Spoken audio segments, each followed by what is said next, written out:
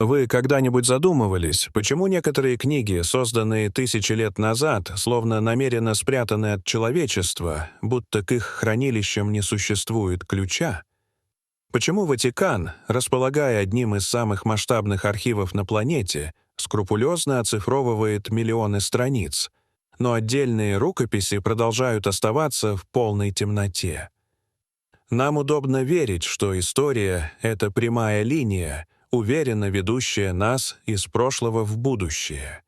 Но что, если это не линия, а спираль? Что, если ответы на вопросы о нашем завтрашнем дне были записаны задолго до появления первых цивилизаций, а мы просто утратили способность их распознавать? За последние месяцы в академической среде начали происходить странные события, связанные с древним текстом, который Церковь предпочитала держать на периферии канона на протяжении 1500 лет. Речь идет о книге Еноха. Однако на этот раз тревога исходит не от археологов и не от богословов. Она пришла из цифрового пространства. Искусственный интеллект, задействованный для анализа мертвых языков, выдал результат, который заставил хранителей архивов насторожиться.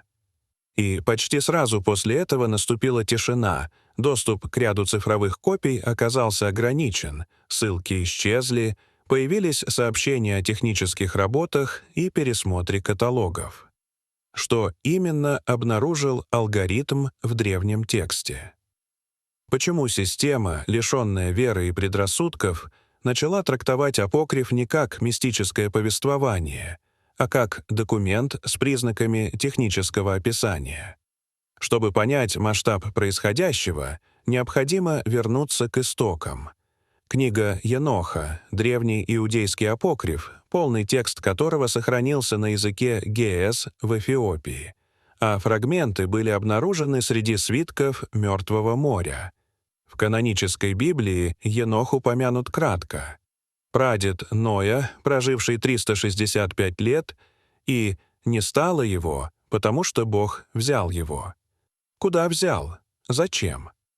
Апокриф разворачивает эту лаконичную фразу в масштабное повествование о небесной иерархии, сложной космической архитектуре и о стражах, 200 существах, сошедших на Землю и нарушивших небесный порядок. Официально текст не вошел в канон из-за сомнительного авторства и чрезмерного мистицизма, но многие историки отмечали, что книга слишком конкретна. Она называет имена, перечисляет навыки, описывает процессы так, будто перед нами не религиозная притча, а протокол событий. Именно эта конкретность стала отправной точкой для эксперимента. Группа исследователей, специализирующихся на семитских языках и палеографии, решила применить алгоритм, способный анализировать корневые значения слов без богословской интерпретации. В систему загрузили оригинальный текст на языке геэс с задачей создать максимально буквальный подстрочник, очищенный от религиозной окраски. Ожидался сухой академический результат. Однако на экранах появились формулировки, которые выглядели как сбой. Алгоритм начал заменять привычные религиозные термины понятиями из физики, инженерии и генетики. Там, где веками читали колдовство, система определяла манипуляцию материей. Там, где говорилось о заклинаниях, появлялись формулы и протоколы. Машина не верила и не сомневалась. Она анализировала частотность, контекст и морфологию. И логика текста, очищенная от символизма, складывалась в картину передачи технологий от более развитой группы к менее развитой. Азазель обучил людей изготовлению мечей, ножей, щитов и панцирей, показал металлы и способы их обработки. Традиционно это трактуется как начало ремесла, но алгоритм выдал формулировку создания сплавов с заданными характеристиками. Фраза о развлечении цветов была интерпретирована как спектральный анализ или изучение пигментов. Стражи числом 200 спустились на гору Хермон. В религиозной традиции — падшие ангелы. В машинной интерпретации — наблюдатели или операторы.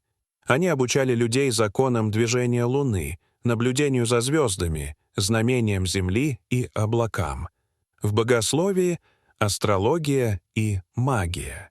В цифровом анализе — астрономия, навигация, метеорология, геология. Картина постепенно превращалась из мифа в отчет о технологическом скачке. Самый тревожный поворот произошел при анализе глав о нефилимах. В Библии — исполины, в апокрифе — потомки стражей и человеческих женщин. Описание их природы алгоритм связал с терминами гибридизация, генетическая несовместимость, мутационные изменения. Фраза о том, что они пожирали все живое, была интерпретирована как тотальное истощение ресурсов. Потоп в этой логике переставал быть моральным наказанием и становился мерой по восстановлению экосистемного баланса. Ной превращался в хранителя чистого образца, а ковчег — в резервное хранилище генетической линии перед перезапуском биосферы. Дальнейшие главы описывают небесные сооружения из кристаллов, огненные стены и вращающиеся колеса. В традиции — видение рая. В алгоритмическом анализе — энергетические установки и механические системы. Появилась гипотеза, что текст может содержать зашифрованные представления о технологиях, которые человечество только начинает осваивать. В это же время археологические загадки, такие как мегалитический комплекс Гёбекли-Тепе, вновь оказались в центре внимания. Как охотники-собиратели могли возвести столь сложные конструкции в X тысячелетии до нашей эры? Шумерские предания о мудрецах, вышедших из моря и принесших знания, демонстрировали сходство мотивов. Алгоритм обнаружил лексические переклички между именами стражей и древними божествами-учителями. Возникла версия о единой системе передачи знаний, отраженной в разных культурах. Информация о результатах анализа начала просачивается на специализированные форумы. Были опубликованы фрагменты машинного перевода, после чего пользователи зафиксировали ограничение доступа к ряду цифровых манускриптов, связанных с енохианской традицией, на серверах Ватиканской апостольской библиотеки. Официально говорилось о реставрации и пересмотре каталогов, но совпадение дат вызвало вопросы. Согласно неподтвержденным сообщениям, цифровая копия высокого разрешения текста, использованная для анализа, была перемещена в изолированное хранилище без сетевого доступа, так называемый «холодный архив». Почему? Чего опасаются хранители? Некоторые исследователи утверждали, что алгоритм сопоставил географические описания из текста с палеогеографическими картами Земли до ледникового периода, и ряд координат совпал с зонами современных магнитных аномалий или затопленных руин. Если древний текст — это карта, его значение становится стратегическим. Дополнительное напряжение вызвало совпадение дат технических работ в библиотеке с публикацией исследований о резком изменении климатических моделей. В книге описываются изменения небесных циклов и климата перед катастрофой. Земля изменилась, дни сократились, Луна нарушила свой закон. Алгоритм интерпретировал это как описание глобального сдвига или климатической катастрофы. Возникла идея цикличности цивилизации. Текст завершается описанием суда, который в новой трактовке понимается как системный сбой, вызванный накоплением ошибок. В эпоху генетического редактирования создание сильного искусственного интеллекта и глобального изменения климата — эта параллель звучит тревожно. Мы экспериментируем с ДНК, создаем автономные системы, вмешиваемся в биосферу и повторяем сценарии, описанные в древнем тексте. Научное сообщество разделилось. Официальные представители Академии говорят о цифровом курьезе и склонности нейросетей натягивать современные понятия на древние метафоры. Другие признают, что традиционные трактовки оставляют слишком много белых пятен. В технопереводе исчезают старые богословские противоречия.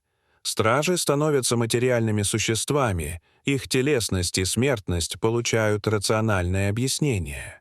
Книга упоминает и другие труды Еноха — книги звезд, металлов, благовоний, которые официально утрачены.